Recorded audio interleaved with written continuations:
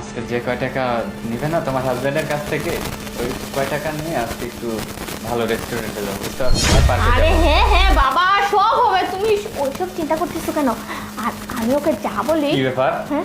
কাজের মহিলাটা এখনো দাঁড়িয়ে আছে কেন? এই যা যা, আরে যা যা। আরে যা না প্রিয়া, যা তুই যা। আর চলে গেছে, ব্রাশ করে রাখতে চলে গেছে, চলে গেছে। দেবী শোনো না, তুমি এসব চিন্তা করো না। তোমার যখন যা লাগবে তুমি খালি আমাকে বলবে, আমি নয়নের কাছ থেকে নিয়ে তোমাকে দিব। তুমি এসব চিন্তা করো না, তুমি শুধুমাত্র আমার সাথে একটু সময় কাটিও, আরে ঠিক আমি তো আছে? তোমার কাছে সময় কাটাতেই আসি, তাই না? নাহলে কি আসতাম?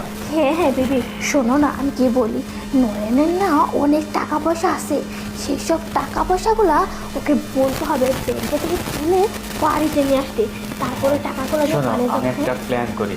ওই টাকা পয়সা তুলে যখন বাড়িতে নিয়ে আসবে না, তুমি টাকাগুলো সরিয়ে আমার কাছে দিবে, আর কাজের মহিলার নাম করে কাজের মহিলাকে ঘাট ধরে বার করে দেবে, বুঝতে আরে হ্যাঁ সমস্যা নেই, বুদ্ধিটা কেমন? আমি সমস্যা না, আমি দুনিয়ায় কি তাই শুধু আপনারাই চালাক নাকি অন্য মানুষ করব। চালাক? কে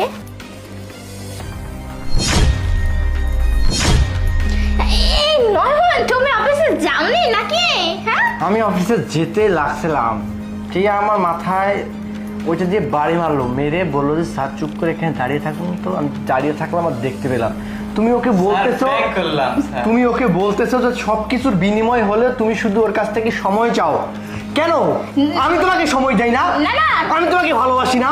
তোমাকে কোন দিক দিয়ে আমি কমতি রাখছি আমাকে বলো।